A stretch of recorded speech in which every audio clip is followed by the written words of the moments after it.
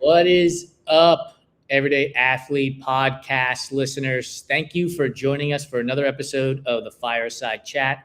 I'm being joined by Ivan Casillas in a little bit. I met Ivan through Dalia, who is the founder of, or one of the co-founders of Corremos Sacramento. And she connected Ivan and I had the opportunity to interview him for a How It All Started feature on our website. And since that time, have loved following his journey. We have a lot of stuff in common, and so I can't wait to talk about that stuff. Before I bring him on, just a couple of reminders and notes. One, we have a Find Your Form giveaway going on right now. It's going to be every Friday. It's for a pair of Form Smart Swim goggles plus a 1-year subscription. Check it out on Instagram, on Threads, on Facebook. Super easy to enter. All you have to do is say you found my picture. In the picture there, follow Form Swim, follow Run, Try, Bike, and you're in, plus other ways to get additional entries. One of those ways is by being an Everyday Athlete Clubhouse member, which would net you an extra entry. And to do that, all you have to do is go to runtrimag.com, hover over shop, and click on the Everyday Athlete Clubhouse link. The benefits start the moment you join. Trust me when I tell you that. You'll get a welcome box within a week. And then from there, you can use all the discount codes that we have with marketing and advertising partners. And lastly, please be sure to subscribe, rate, review. And if you're on Spotify or YouTube, comment, because it really does help us with the algorithm. But I will tell you this, when I see your comments on Spotify and YouTube, it brings great joy to my heart. I love seeing them. I love interacting with our listeners and the viewers. And honestly, if you comment on Instagram or any of our social platforms, the responses you're getting are from me. They are not some chatbot that has been built to reply to you. They are literally from me. So comment, let's have a conversation and let's engage, which is what we're going to do with Ivan right now. So let's bring him onto the show. My guy, how are you? Hey, Jason, I'm good. And yourself? I am fantastic. Dude, I was looking at one of the last messages I sent you when I sent you the link to the studio, and it literally just said something to the effect of, your smile makes the world brighter or something like that. Like, dude, like you just make, every time I see your post, like I just smile, and I don't know how to thank you enough for that, but keep doing it. Thank you. It's mutual. I always tell people that I am inspired by them, and likewise, the interactions help everything keep going. So the smile, the positive attitude, and everything, it's because of the community around me. It's amazing. So the icebreaker that we ask everybody is pineapple on pizza, yay or nay? Oh, 100% yes. Okay, well, this was a fun conversation. Right? Thanks for coming. Have a good day. All right, so here's my follow-up to that. Is it just pineapple, or do you have to have pepperoni, jalapeno, ham, or can you do straight pineapple on pizza? I don't know that I've ever done just pineapple, but we get Hawaiian pretty regularly, which is, I think, just traditionally ham and pineapple. We usually add bacon to it. Every once in a while, we'll do like jalapenos or something, but usually it's ham, pineapple, bacon. So. This is my arm wrestling answer when people tell me they like pineapple on pizza. I'm like, no, you like the pineapple with all these other things. Until you do pineapple on pizza by itself, I don't want to hear it. Yeah, that's a point of view to take. Here's another one that has come up recently, and I think this is something I could get into. I haven't done it yet. Dill pickles. Have you heard of dill pickles on pizza? I think so, and we might have had it once. Okay. I don't know if gosh, what is it? Mod. We have Mod, the make your own pizza type of thing. And my son gets broccoli and corn on it every once in a while, and he loves pickles. I'll eat pickles. I don't mind them, but I don't seek them out like he does. And I think he got pickles on there once. I don't know, but I've seen it. And I'll try it. I mean, I tried that ground beef banana combination. And yeah. That was a wild video. You got to scroll back, people. Go to Ivan's. It's simply thick. Go to his Instagram account. Scroll back. It was ground beef, bananas, but not plátanos, but like regular bananas, right? Regular banana, right? And cinnamon, I think. Yeah, it wasn't bad. I think it was really just the mental thing of Yeah. thinking about what you're eating, and yeah. If it was plátanos, I bet you would think otherwise. You'd have been like, "Oh, this is like Oh something I yeah, would eat normally." right. All right, so back to a more serious question. This is a question I just started asking people because we've been asking it on other shows, and I think it's really powerful for us to get to know you and who you are. So the question simply is, who is Ivan Casillas? That's a good question.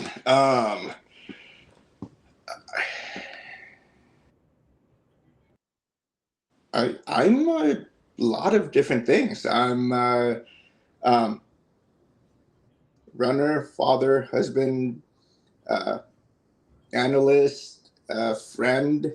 Um, I don't know that there's a single thing. Yeah, it's a lot of different things.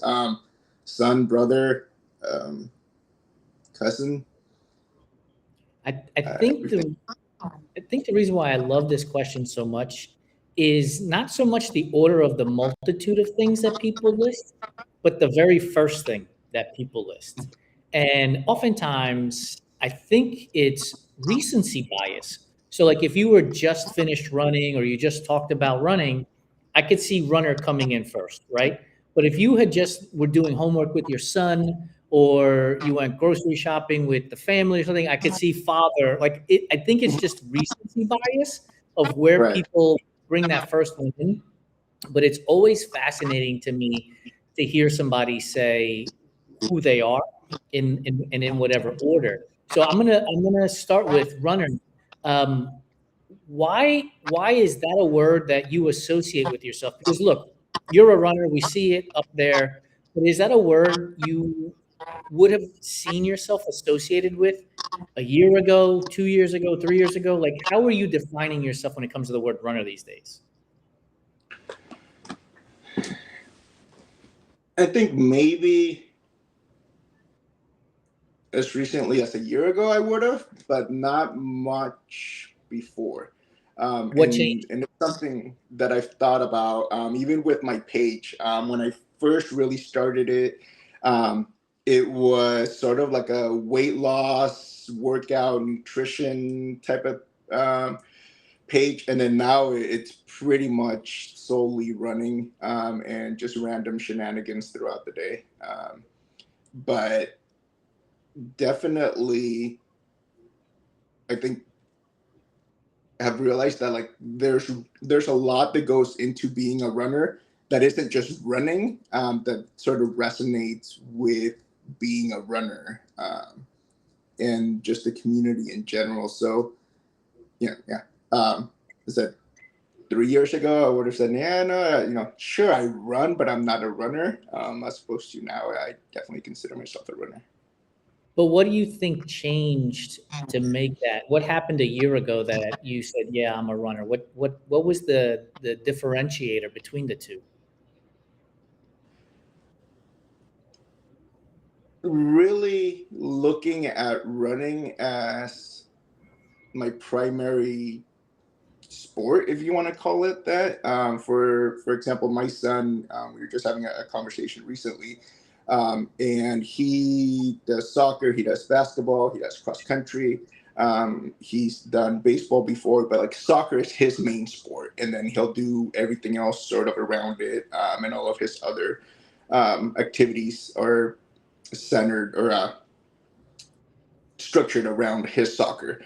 So I think for me, it's running, and I'm usually running, but if I'm not running, I'm doing something running related, whether it's um, cheering at an event or doing some sort of ambassadorship, going to one of those events, something like that. And I think within the last year, definitely the last 2 years, I feel like I've been a lot more involved in the community and engaging with the running community as a whole. I think if I just asked you a simple question like, what do you get out of running? The answer is, I clearly would be fitness and physical health from it. But are there other pieces of running that you could not have guessed you would get out of it a year or two ago? Absolutely. The community aspect of it. Um, we every month we call ourselves the Hooters Squad. A bunch of us go to Hooters like an hour and a half away, first Tuesday of every month, because it's all you can eat wings. So we know when it is. We go, we hang out, we have dinner, and my brother joined us, and we were talking about different things. And he said, something about there's a couple of us that have ran marathons, and he said, there's certain things that you guys wouldn't understand about like work that I do because I do this type of work, and there's certain things about a marathon that I wouldn't understand that you guys do because you guys are marathoners and runners. And I think the community, the running community, and certain little things you can't explain a runner's high to somebody. I mean, you can, but until you feel it, you really can't. Yeah. You're like, that's what that is.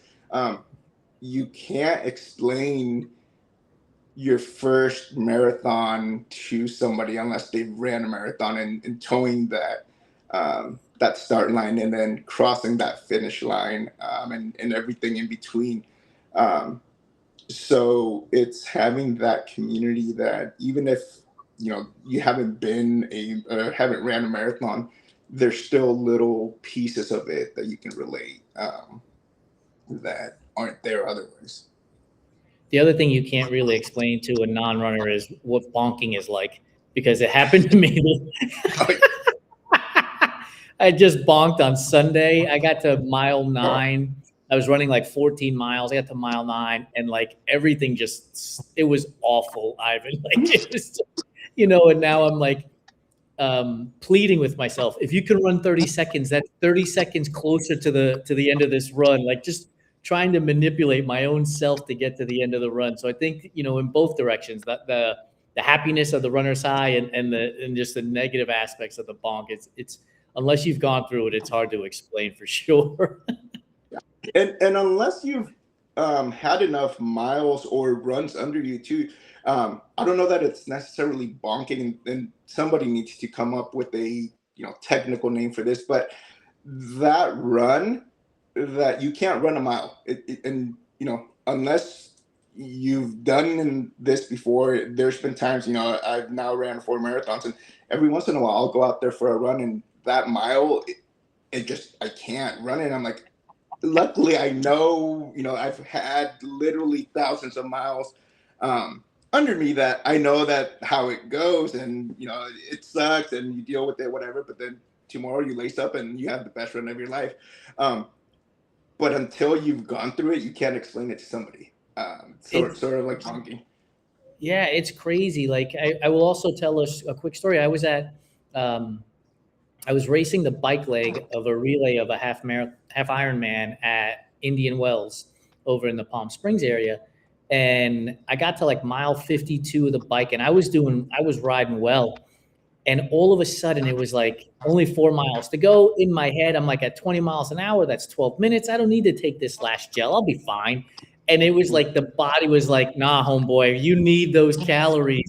And those last 4 miles took like 20 minutes. It was awful. And, I got in, I did the transition. I handed the chip to the runner, and I sat there and I was like, you're an idiot. Like, you could take that gel. Like, you didn't have to not take that gel, right? But I think it comes from being able to talk to myself like that, comes from the experience. Otherwise, it would have been like, oh, this whole thing is ruined and everything else. So I think we are teaching ourselves lessons all along the way. Sometimes we're not even realizing we're teaching ourselves lessons. Yeah, 100%. And it's so funny that you mentioned that. So one of the CIM ambassadors or captain David, one of his tips is take that gel. I think it was mile 23 or 24 of CIM, and he said, I know you're sick of tired of gels. You're 2 miles out, or just a couple miles out. Take it. Believe me, take it. So when you said that, that's exactly what I thought of. Oh, you mentioned the experience of your first marathon. Do you have a couple of memories from your first marathon that you can share with us? Yeah. Besides being terrified for like the first 18 miles, yeah, it's CIM, and CIM's the only marathon that I've done. I've done it 4 times now. And it's a point-to-point marathon, and it's about a 40-45 minute bus ride, depending on if your bus driver gets lost or not. And I remember sitting there on the bus thinking to myself, this is a long bus ride. Like, the bus ride itself is long. Now I've got to run this back. And then you start and you're going, and the miles sort of start ticking away. And I remember feeling really strong, but not expecting the hills. CIM is a net downhill, fastest course in the West, #1 BQ qualifier. We seem to think that net negative means downhill, or flat, and it is not. It's got rolling hills now. That's relative, that's subjective, to the hills. Similar to bonking and everything else. Until you've done CIM, you can't explain to someone that it's not downhill without them saying, yeah, sure. And then I remember a couple of first timers that ran it, and one in particular that trained with me, and she said those hills would not stop. The rollers just kept on coming, and I was like, yeah, it's nothing huge. It's an overpass, but it's overpass, half a mile later, overpass, half a mile later, overpass, and it feels like that for like 13 miles. I trained in completely flat course. What I tell people is like me jumping up on the curb on the sidewalk. That was my hill that I trained on. So I was not expecting that at all. And yeah, you're going, and I think sort of the benefit of the first timer, it's sort of a double-edged sword.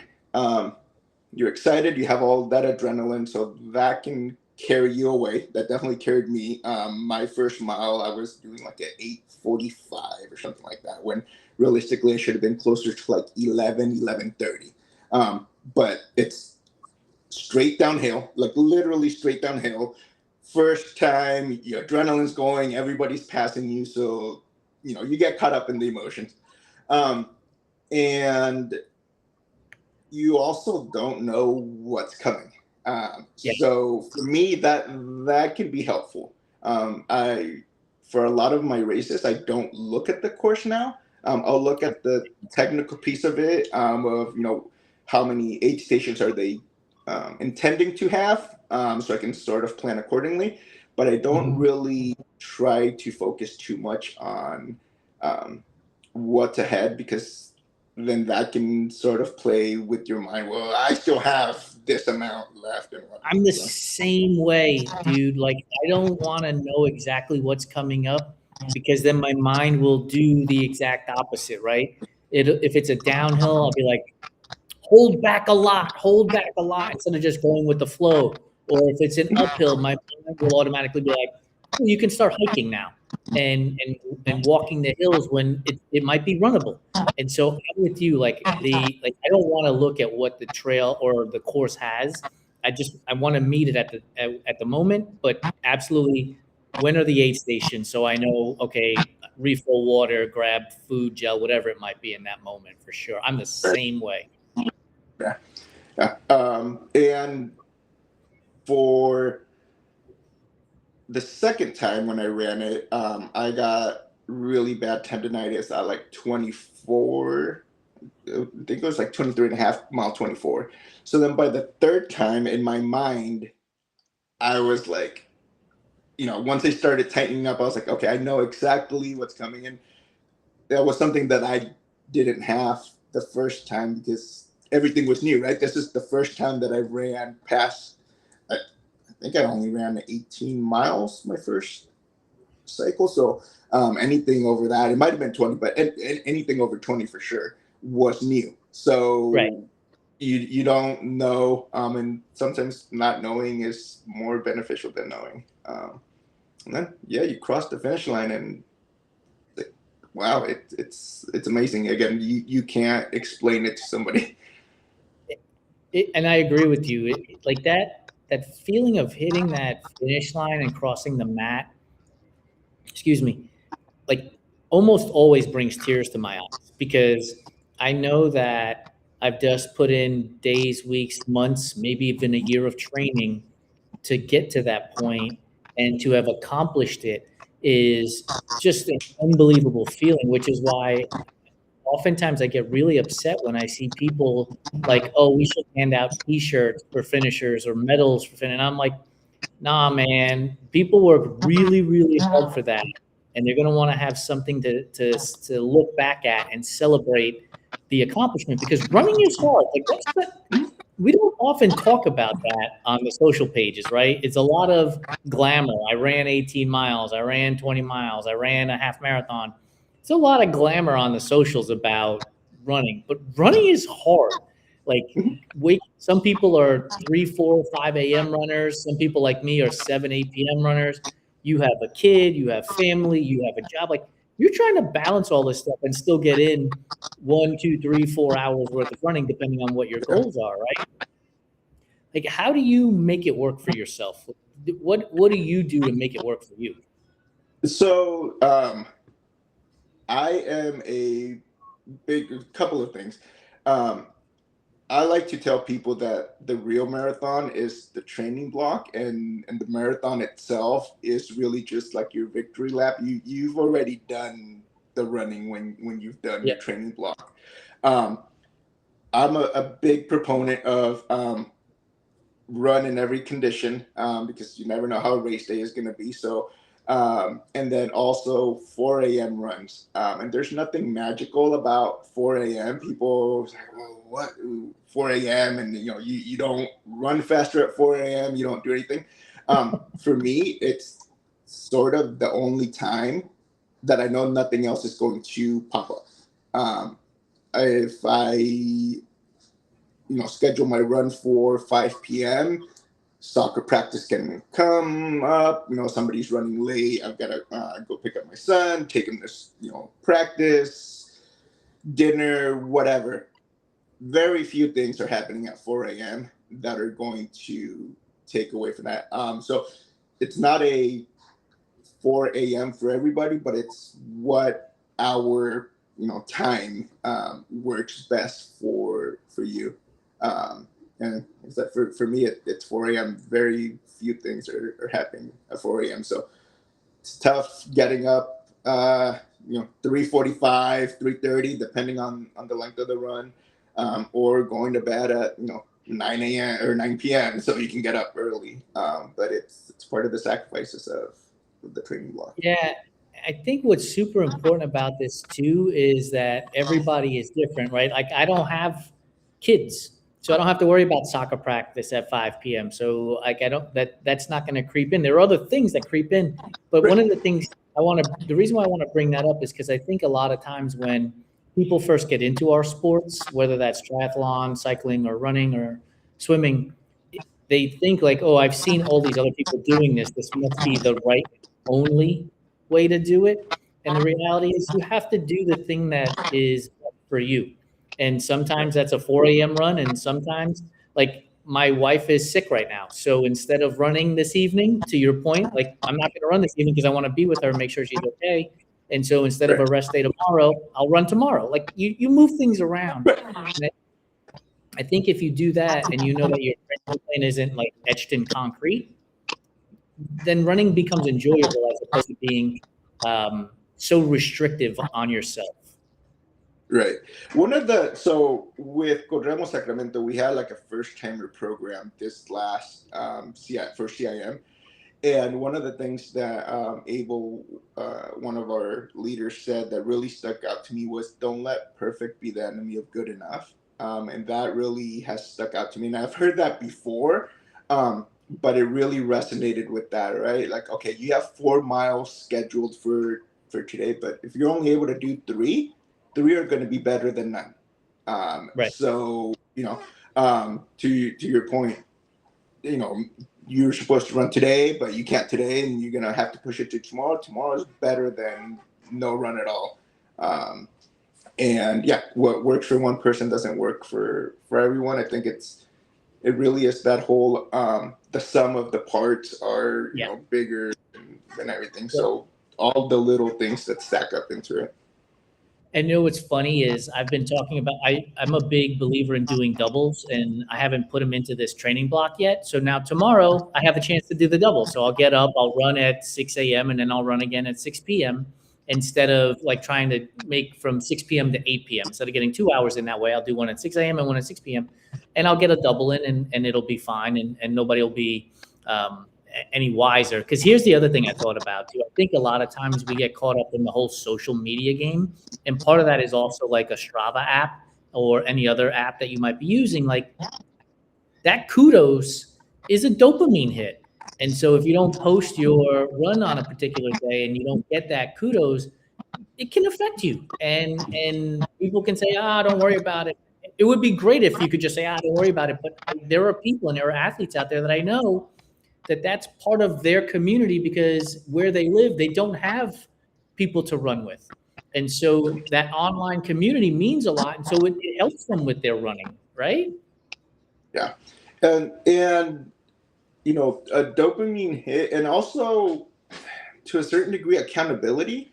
A lot of the messages that I get, people are telling me like, I see your post, like it's so inspirational and things like that. And to me, that makes me want to post more, because I always tell people, like, if I can do it, anybody can do it. I'm not special, in that sense, right? And I think we all are special, but at the same time, we have different challenges, but we all have challenges, right? So, I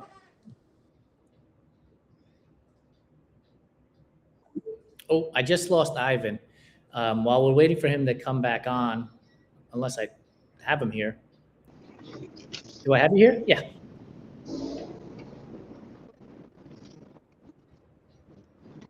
We're waiting for him to come back on. One of the things I want to say, because he was talking about I'm not special, is one of the things that I am often apt to say is when people say to me, you ran 100 miles, that's amazing and everything. I often say to myself, it's not amazing. I just happen to have the opportunity and the privilege to go to a race, pay for the registration fee, and do the run that way. Other people don't have it. It doesn't, to your point, I mean, it doesn't make me special in that regard. That's a privilege I have, and it's something that I enjoy doing, where others have other ways of expressing themselves and enjoying themselves. Yeah, and I lost you for a second here, so apologies if I missed more than that. But yeah, it's one of those things where, I said, for me, it's definitely a dopamine hit, but it's also that accountability and going back to those 4 a.m. trainings and things like that. When you say, hey Jason, we're doing a run tomorrow at 4, and you're like, yeah, and 3:45 comes around, and I'm like, you know what? Jason's up and he's waiting for me. Gotta go. So I don't think anybody's necessarily, waiting for my next Instagram post to see exactly how fast I ran. But in my mind, I think it's sharing that process and using that to hold myself accountable. One of the things you brought up, well, two things you brought up, was that accountability component with others. And you also mentioned Corremos Sacramento earlier, which is how you and I managed to get in touch with each other, was through that run group in Dahlia. But I wrote this down on my notebook while we were in the green room before we started the show, and I wrote sounding board. And I think like those three things, Corremos Sacramento, the accountability, and you being a sounding board, because as you're running, you're talking to people, they're expressing things to you, maybe challenges they're going through or successes that they've had. How does that make you feel as sort of that person that when they come and they're running with you, they're expressing, they're opening themselves up to you? What does that mean to you? It it means a lot. I like to say that I'm a keeper of people's secrets, because when you're sharing that many miles and that much time with somebody, you just kind of tend to open up, and sometimes, like you said, bad day or bad situation, or being worried about, with the first timer program, there's a lot of worries of like, I've never ran this far and whatnot. um, and it's comforting in a way that people look to you and can trust you, to tell you things. It also can be kind of scary. What do I say, and how do I how can I be reassuring without being dismissive? Like one of the things that stuck out to me, when somebody shared some fear about the long run and things like that, and I said, I'm like, the long run is, or the run is going to be what the run is going to be. Um, Prepare your fuel, uh, take your supplements, make sure you get the rest. The run isn't going to be better because you spend all night worried about it. It's actually going to be worse, right? And Advice. it's a little more complex of that.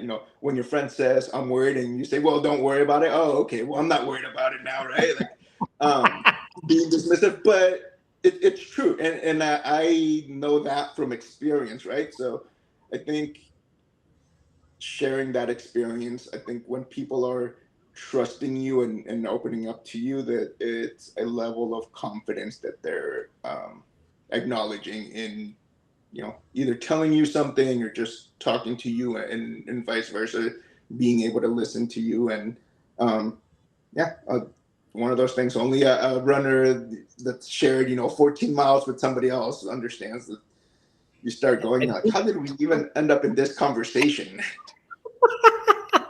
I think you hit the nail on the head. We had Landon Hildebrand on our Enduring Minds podcast a few months ago, and he said something along those same lines. Like if somebody, has a DNF and they say, "Oh, I'm really bummed about my DNF," don't just dismiss it by saying, "Oh, you'll just get them next time," right? Ask them questions. Like for your example, it would be like, what about the long run worries you? What about the long run is giving you concern? Because and then you can actually help. And it also gives them the comfort that you're actively listening to what they're saying. Yeah. Yeah. And it's all funny and like relative how it all works, right? Going back to like the marathon training block, I remember having those conversations like pretty early on with some of our runners where I was like, hey, a half marathon is a half marathon, and running it is difficult. Once you get deep into the block and you're over halfway through, a half marathon isn't even your long run. So Yeah. like you said, asking that question of what is it that's worrying you about it, and then I'm not a psychologist or psychiatrist, so I can't give you, or a philosopher, I can't give you some super deep answer, but sometimes just saying, yeah, I've been there myself, and this is what works for me, and maybe it works for you, or at least you can take a piece of it and go from there. You mentioned something about how a half marathon is no longer your long run. It immediately made me think about perspective and how our perspectives change as we do these things more and more and more. And I had a friend one time ask me if I was registering for a 50 miler, and I was like, "Yeah, I'm going to register for it. I'll get around to it." And she said to me, "Isn't it wild to think that you're like this whimsy about registering for 50 miler? Like you're like, yeah, I'll register for it." And, I had been running hundreds and training for hundreds. So like a 50 miler was like, it's a huge deal. Don't get me wrong. Oh yeah, But in my mind, right? In my mind, I was like, I'm physically ready for this. I can do it. But because of perspective change. So like if you're running 14, 16, 18, 20 miles in a marathon training block, and there's a half marathon race that you want to do as like a tune-up race in a sense, you don't you don't get worried about it, right? Like you're like, okay, this is a 13-mile run. Like isn't it crazy how our perspective changes over time? Yeah, it is. So my brother's not a runner, but he did a 5K race with me. We had a really fun weekend. It was sort of going back to like what initially starting. It was one of the Giants race series races that was in Arizona. My first race was the Giant race in Sacramento, and the Arizona was the only one that I had never done. So a couple of years ago, my brother and I flew out for the weekend, did a 5K. He experienced his first gel in the morning, and he's like, "What are you doing? What are you taking this?" Um, and I was telling him, one, to me, I think racing a 5K is tougher than running a marathon. Because 100%. you're on from the get go, and what I told him, I was like, when you're doing a marathon, you're running a 5K the day before as a shakeout, like but the other thing with my son and I, with our family time trial, is I really try to instill in him that like we have our competition, we're racing each other and celebrating our victories, but like everybody else out there is racing their own race, so their wins are just as important and need to be celebrated as much as ours. But it is so funny how like relative it is, and um, after a while, like you said, I know for me, starting in June, I pretty much have at least a marathon, or sorry, at least a half marathon leading up to CIM. So that's what helps keep me accountable. If I have at least a half, then I've got a long run at least once a month. Yep. It's amazing. By the way, I don't know if you know this about yourself based on the words that you're saying, but talking to your brother and talking to your son and being a leader and being an ambassador for CIM as well, for those of us on the outside, this is me telling you this. It is so awesome to watch because your actions show that you are not gatekeeping this sport and you're allowing people to enter the sport with who they are, what they're capable of doing, however they're capable of doing it, whenever they are capable of doing it. And I'm not sure if you know that about yourself, if you think about it, but as an outsider looking in, I want to compliment you on that because oftentimes people will get so inside of running where that it's like, well, if you're not qualifying for Boston, or if you're not doing the World Marathon Majors, or if you're not doing the Grand Slam of hundreds, it's not really running. And everything that you've said, we've been talking for 30 minutes now. Everything you have said has been putting another seat at the table as opposed to taking it away. Do you realize like you do that? I don't know that I realize that I do that, but I think I definitely don't want to gatekeep. And I am big on practice what you preach, and um, leading by example. One of the things that I always tell people with kids is kids will do what they see you do, not what you tell them to do. So, um, it's one of those things that if I like I said before, if I can do it, anybody can do it, and let's figure out how we can get you to do it if that's something that you want to do. So I appreciate that. I'm glad that that's the way that I come across, because that is what I like to do, and um, yeah, I appreciate it. But I mean, look, man, like I see your posts when you get with your run groups and they're all people of all shapes, sizes, and colors.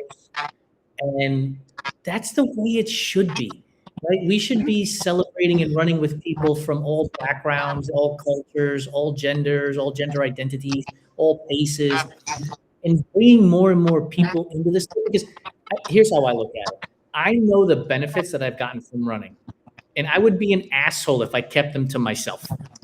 It's just like I want others to experience the highs and the lows, because the lows teach us just as much as the highs do. And so if I can share running with anybody, I want them to experience that, because then they can take it into the world outside of running.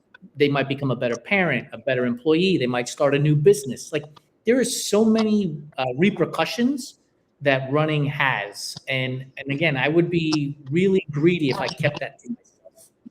Yeah, no, absolutely. I think there's a lot.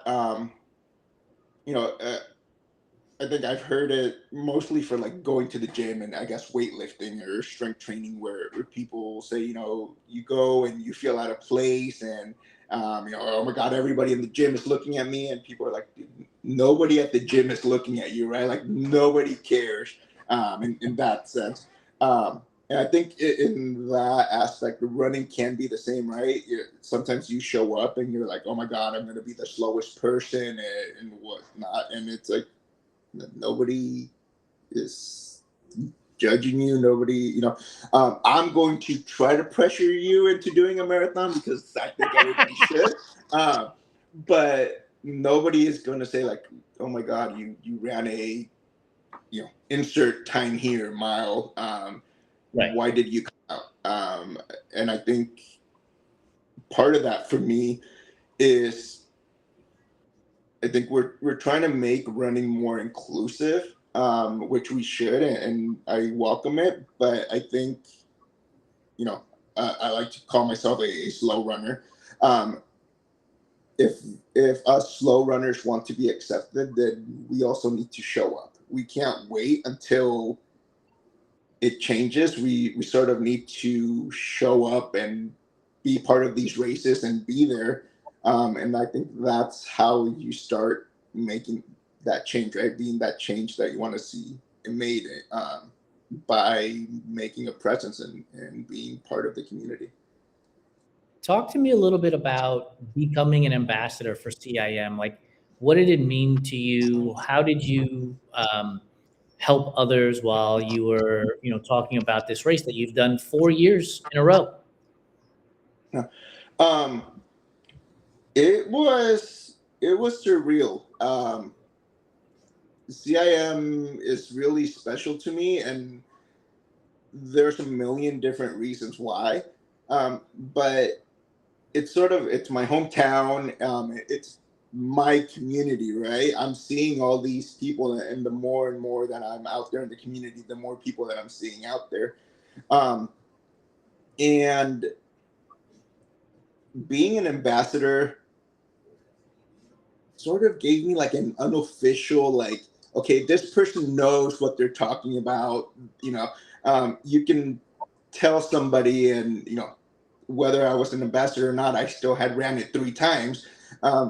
But people sort of trusted a little bit more, and also it allowed me to connect with people that I probably wouldn't have before. In um, yeah, in exposing me to a community. There's a lot of runners out there that did get a BQ, that were like first time marathoners and first time CIMers. And I remember meeting them and saying, you know, I can't give you the training regimen that you need, right? If you're trying to go for a BQ for your first marathon. But I can at least get you in contact with somebody that can, or you're working with so and so. Yeah, you're in good hands. That's who I would go to for Right. advice. So it gives you that sort of authority, maybe. I don't know what the right word for it is, but and it was really amazing. it was a little bittersweet. It was pretty much exactly 2 months after my dad's passing, and the way that it was set up this year, and we had a run clubhouse, was very community driven, which was a big part of my dad and his being. So in that sense, it was bittersweet that he couldn't be there to see that, and see me be part of that. Yeah. It was amazing. Yeah, I feel you in that. I've shared with you that my dad passed. I was 23 years old, so I'm 52, so I've lived 29 years without my dad. I've had more time without my dad than I have with my dad. But the connection that you just mentioned is something I just experienced with the Super Bowl halftime show. We're Puerto Rican, and here's Puerto Rico on full display for 13 minutes at one of the biggest events. And I was crying from the get-go. And it's not just the symbolism that was there, but it was the fact that my father couldn't see it either. And my mother passed away about a year ago as well.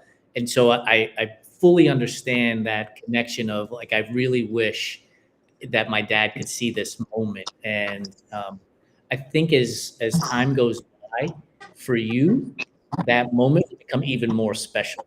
And the smile will be even bigger because you will know that he did see it, he was proud of it, and it was something that you were also able to help others in accomplishing their goals too. You know, like I think as time goes by, that moment will be even bigger and more proud for you than you even realize right now.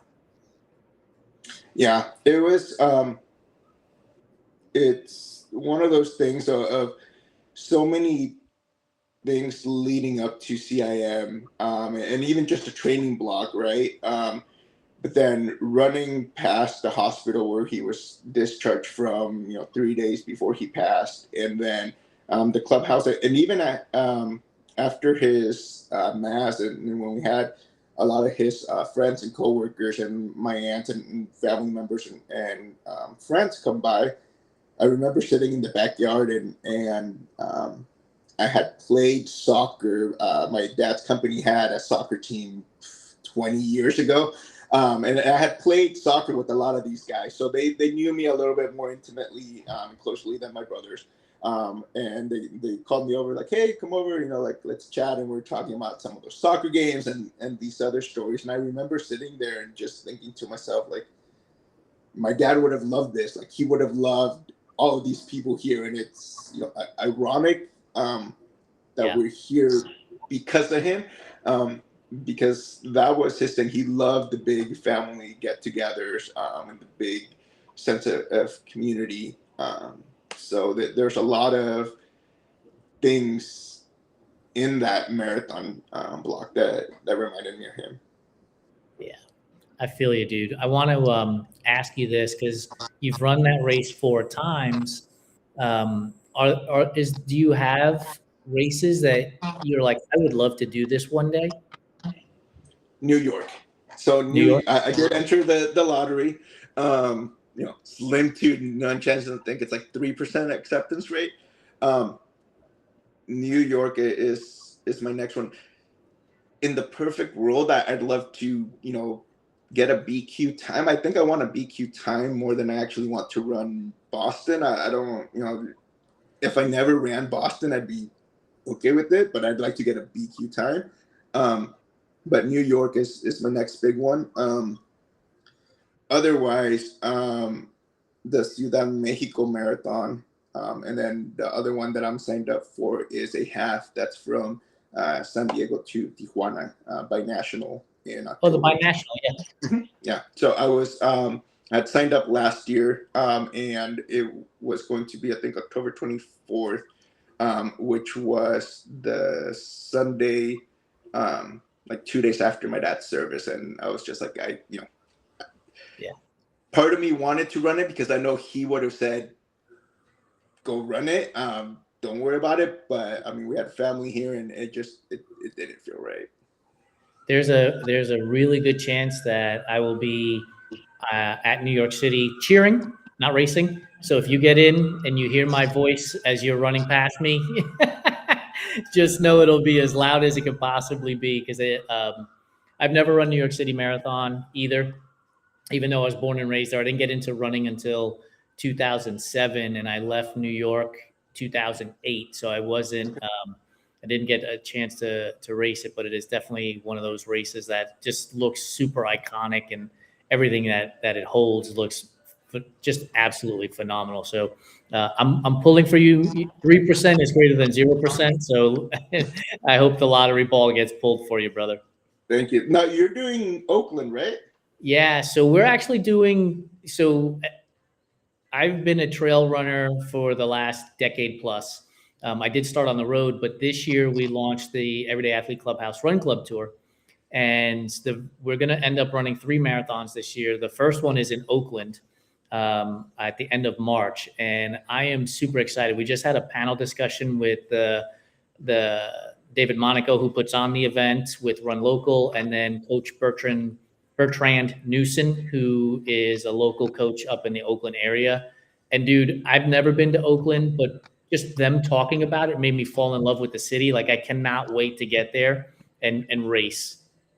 Well, and so I think we'll flip flop because there's a good possibility that I'm going to go cheer Oakland. So I will see you there. So if you hear somebody, you're like, because that's happened before. I have a friend now that her husband was running a race, and probably knew about me but didn't know me. And he's finishing, so I'm cheering for him, and then she reached out and was like, "Hey, were you cheering for my husband?" I was like, "Oh yeah, we saw him finish," and he's like, "Yeah, he's like, some guy yelled my name, but like he must have known who, like it sounded like it was." I was like, "Oh yeah, it was me."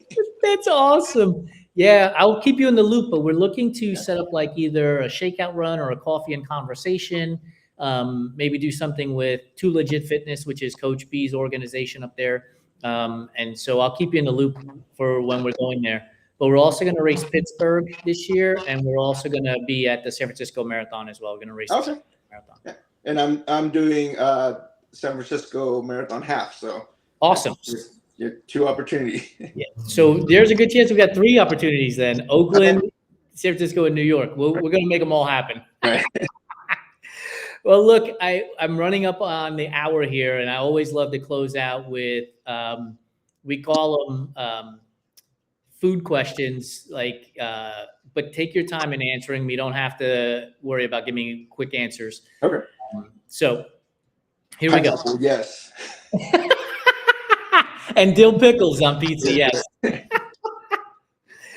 Are Peeps a real candy, or are they just dust balls covered in glitter?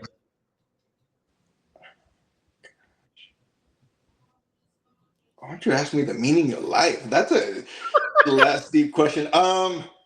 Sure, yeah, they're a real candy. Candy corn. Is candy corn a real candy, or is it just earwax covered in sugar? Candy corn is very much a real candy. I like candy corn, and I actually just found out that my grandma is a huge fan of candy corn. November, it was right after Halloween. My mom was like, "Oh, I want to get some candy corn." I'm like, "What do you need candy corn for?" She's like, "Oh, your grandma likes it," so she took it to Mexico because apparently there's no candy corn there. I'm like, lady wants candy corn, we will get her candy corn. She's 89. We'll get her whatever she wants. It's amazing. We'll stick with abuela for a minute. So in every household, there's an aunt or a grandmother that has a bowl of candy, and there's either butterscotch, there's the peppermint swirl, or is that strawberry one that's in the strawberry package that has the strawberry. Nobody knows where it comes from. It just shows up. Which one are you taking out of the bowl? The butterscotch. It's so Werther's Originals is just the champion. Yeah. It's so good. Favorite flavor of ice cream is? Cherry Garcia. Is that the flavor of it? Whatever cherry. I love anything cherry, so I think it's like cherry and chocolate. Whatever. So do you like Black Forest cake then? I think so. Because it's cherry chocolate. Yeah. Favorite non-chocolate candy is?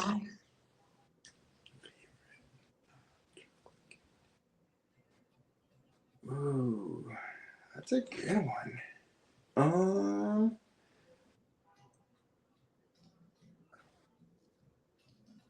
Probably the sour gummy worms.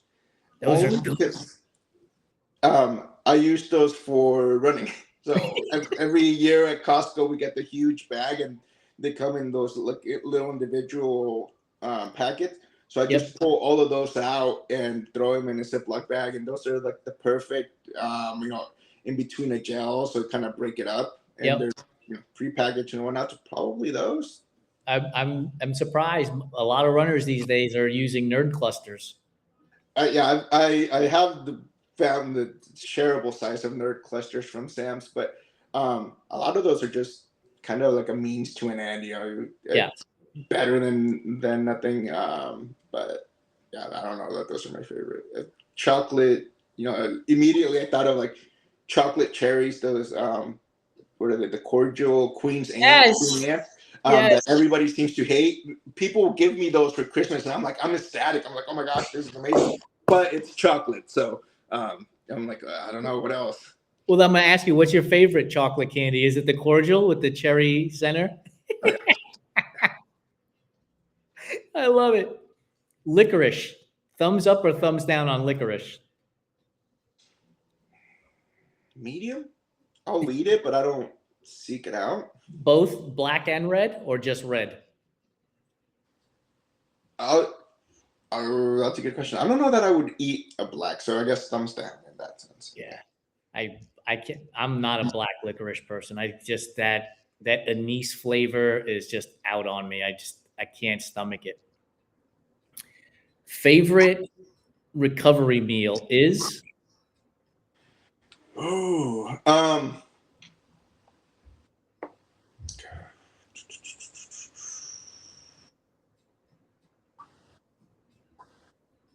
I don't know that I have an exact favorite.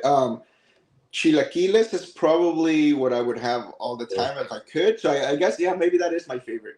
Um, usually my go-to tends to be cup noodles with chicken broth. But it's more of a time thing. I'm running in, showering, and then we got to get out the door to soccer, so I can make that in 2 minutes and 15 seconds now that the cup is microwavable. Yeah.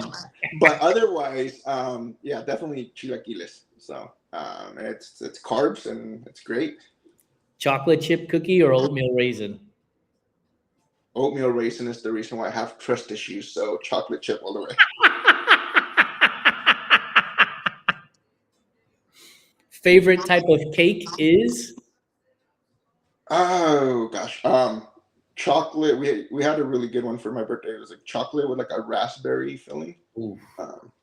Yeah. I also just love any cake in all forms. So all cakes. Same. Yeah. Same. If it's cake, I'm eating it. Exactly. Do you have a favorite pie? Ooh, cherry. Cherry. I also probably like 20 years ago came across this recipe for pake, which is a pie cake mix. So it's essentially a pie, you got Marie Callender's or whatever brand of pre-made pie already. And it's cranberries, sugar, cinnamon.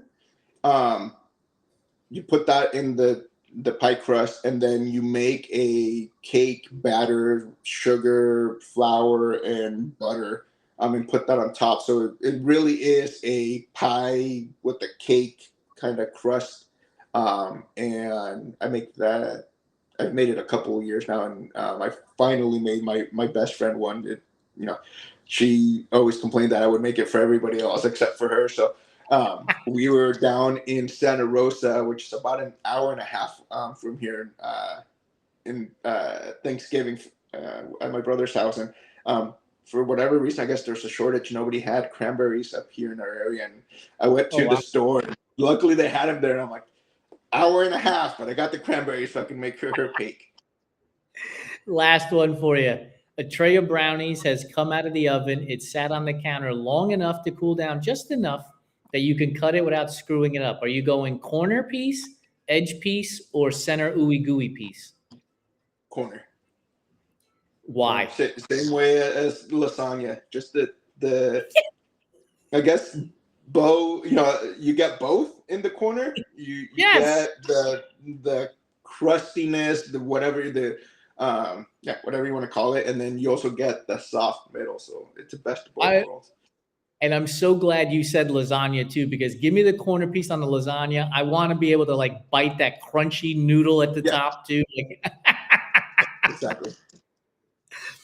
Ivan, thank you so much for joining us. I appreciate you, brother. I appreciate the love that you share with running and the smiles. It means the world to me, and I know it means the world to a lot of people. So just keep doing you, okay?